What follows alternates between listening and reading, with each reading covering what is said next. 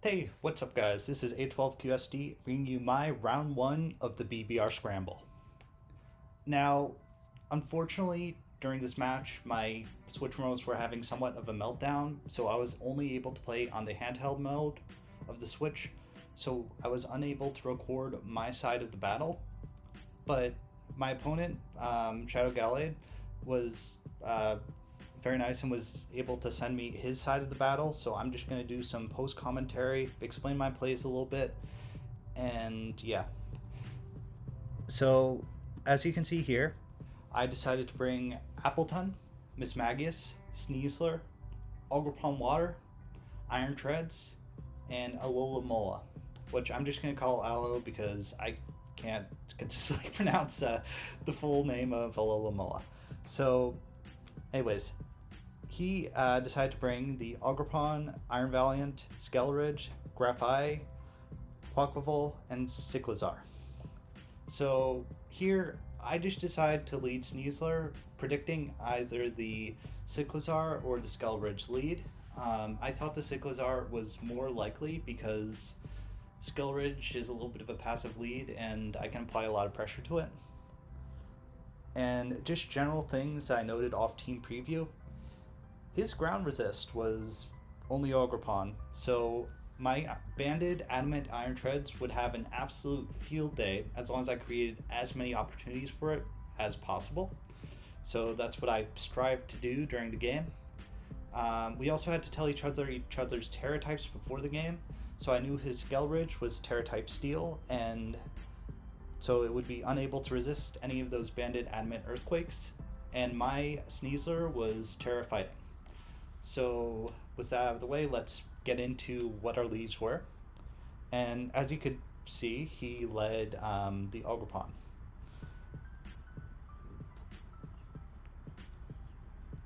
So this is just us loading out each other's leads.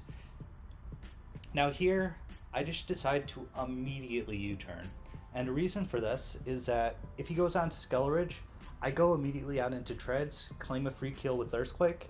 If he stays in, I get a good chunk of damage off on this, and if he stayed in, he would likely have a way to kill my Sneasler, which, as you can see, he did. He was a Kabia Berry variant. So I go for U-turn, and I just bring out the Appleton, as Appleton is able to wall absolutely anything this wants to do, is because Appleton has amazing defensive stats. And he decides to go out into the Tantrum, probably trying to take me a little off guard with the Kabia Berry, but I just went for the extremely safe U-turn, is because I was in a good situation regardless of what he did if I went for U-turn. And here, I decided to just stay in with Appleton and Leech Seed, figuring, okay, if he wants to sacrifice this, that's one less offensive threat I have to worry about, as I was a little nervous about Ogrepon in the matchup. And if he decides to keep this as sack fodder or potentially try to get a kill with it later and switch out, the Leech Seed will automatically put me in a good position no matter what he switches into, is because everything he had was not grass type, so Leech Seed was able to hit it. So he goes for the knockoff, probably trying to knock off my helmet, but here's a fun fact about helmet. If you use knockoff and faint because of the knockoff when you're knocking off helmet, you keep the helmet. It doesn't go away. So I'm able to keep a near HP Appleton with Rocky helmet still intact while he lost him on. So I'm already at a great start. And here, he's probably debating his plays a bit. I had no idea what he was going to do, and he decides to send out the Valiant. And this generally surprised me, is because I haven't revealed my item on Sneasler yet, and I was indeed a Scarf Sneasler specifically to check the Iron Valiant. I also ran my Alamomoa was a little bit of a special set with like a mix of defensive and special defensive Ivies, which would be able to take a hit from 2 hits from the Iron Valiant no matter what it was, whether it was a close combat, whether it was a Thunderbolt. My Alamomoa would be able to take 2 hits. So what I do here is I just immediately go out into my Alamomoa and flip turn. Since after the flip turn I would be able to bring Sneasler in and revenge kill the Valiant. So, with that general plan in mind, I didn't really have to think very much for these next few plays because I knew I was just going on to the LL Momola to get my Sneasler in. And he gets the poison, which is a little unfortunate for me, but in the long run, I don't think it matters much because I only brought LL Momola to check his Valiant, to be an emergency check to Valiant. So my LL Momola able to just tank that close combat, and I go out into flip turn, get a crit. I don't think it mattered very much, and I go into Sneasler here, as my Sneasler is scarfed and able to revenge kill the Valiant. Now here, I was debating between either U-turning and Dire Clawing, and I ultimately decided to Dire Claw because I figure, okay, he sent out the Valiant, he burnt his booster energy early. If he burnt it this early, he's probably expecting it to win at this point, so I just go out into the Dire Claw and kill his Valiant, which is automatically amazing to me. It's because the only two offensive threats on his team, which I was really scared about, were the Valiant and the quaquavel. I was a little bit nervous about a potential Swords Dancing slash Graphi, but I felt like I had some decent checks to it if it was that variant, as I still had my Appleton alive with the helmet. So here he's spinning his plays, and he decides to go out into the quaquavel, I believe, which is a Selfest Rain Dance. I'm guessing that was probably a mistake on his end, and I feel bad if that was the case. And here I was debating between either going into the Ogerpon Cornerstone for the aggressive play to draw in the Aqua Step Water Absorb, but I decided to just make the safe play and sacrifice my Appleton, as I was expecting Brave Bird here, since I figured, okay, Ogerpon is gone on his side, and that was the main thing that I brought Appleton for. So I felt very safe about sacking off my Appleton here, as it already did its job, so it didn't really need to do much more. Now here it's communicating. I think I was trying to play some mind games with my opponent on by taking a while to make him think, is he going to stay in, is he going to switch out, but I knew well in advance that I was always going to switch out into the Appleton. And here he goes for the Aqua Step, which surprised me a lot, is because I was for sure expecting to Brave Bird, is because I thought it was his safest play. But so here he goes for the close combat. I just go for the Giga Drain, figuring, okay, if I'm planning on sacking off Appleton to Brave Bird anyways. But with the special defense and defense lowered, my Giga Drain is actually able to kill the quaquavel.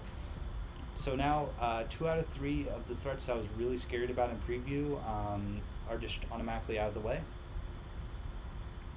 And his team is also starting to get slower, which with his team being slower, that creates more and more opportunities for my treads to be able to get kills. It's because as long as I create opportunities for treads to get an Earthquake off, it essentially gets a kill every time. It's because he has no resist and a bunch of weaknesses and frail Pokemon left. Here I stay in, because I'm like, okay, if he wants to make the aggressive play and low kick or Swords Dance on my Appleton, good on, whatchamacallit, I would be in the best situation if I just sacked Appleton here, as I did not want to risk losing treads this early to a potential 2 low kicks. So he goes out into Gunk Shot, kills my Appleton. I was okay with this. Appleton filled its role. Actually did more than I expected it to do, because it killed both the Ogerpon and the quaquavel. So here, I just go out straight on into my treads, figuring, okay, I'm just going to fire off my free Banded Earthquake. He does not have a switch in for this, and he goes for the Parting Shot, which was a fair play on his end. And here, something happened that surprised me somewhat. Now, I was expecting a more defensive Cyclizar to be able to pivot into Mismagius hits, but as you can see here by my Earthquake damage, this is a very, very offensive Cyclizar. And I know Cyclizar gets Overheat, so I'm just immediately like, okay, I do not want to lose treads here.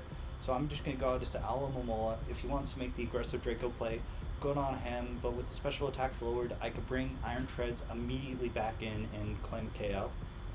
So I just make the safe play and go out into the Alamomola, which I felt was the best thing for me to do if he went for either the Overheat or the Draco. And here we see he goes for the Overheat.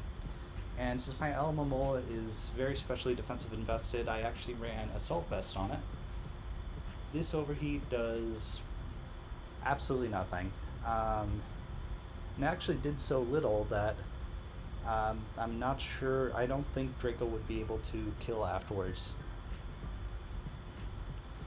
So here, my opponent's in a bad situation. No matter what he does, he's going to lose a Pokemon. It's because if he switches out, I flip turn into my Treads, claim KO. So he just goes for the Draco Meteor, which was a very fair play on his end. I go for the flip turn, so the Alamomola claims a KO. And I believe I go out into Treads here. It's because at this game state point, I thought Iron Treads just automatically won the game. It one-shots a Graphi. Graphi can't one-shot it back, and it has a very good it doesn't have a great chance, but it has a chance of one-hit KOing the Skeleridge. And it definitely two-hit KO'd the Skeleridge, and my Iron Treads was able to take any one hit the Skeleridge wants to throw out.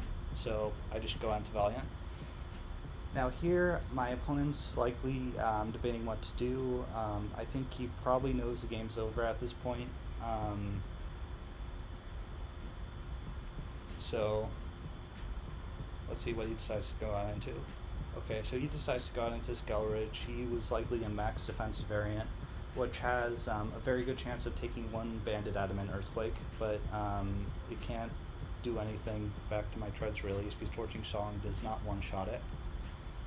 So I go for the Band Adamant Earthquake. If he was a max defense Skeleridge, that was a roll in his favor, but the game's already over at this point. So it doesn't really matter. So he decides to go out into Graphi, and I just safely Brain Deadly press the Earthquake twice because it was my best play. Like, I just automatically win if I do that. So he reveals a Sash Tet, which I was very nervous because I was not expecting Sash. So I was fearing the Sword Stance Slow Kick. He was not a Sword Stance Slow Kick set, so I was able to just Earthquake twice and win the game. So here, yeah, my opponent just sacks off the Graphi. Not much he can really do. So that was my round one game of the BBR Scramble. I think it went very well. Solid 5-0 win. I felt like I didn't really make too many mistakes. I didn't have to make too many aggressive plays since I felt like my prep was very good for this. And hopefully I'm able to continue this for my next two games and squeak into the bracket section of the tournament.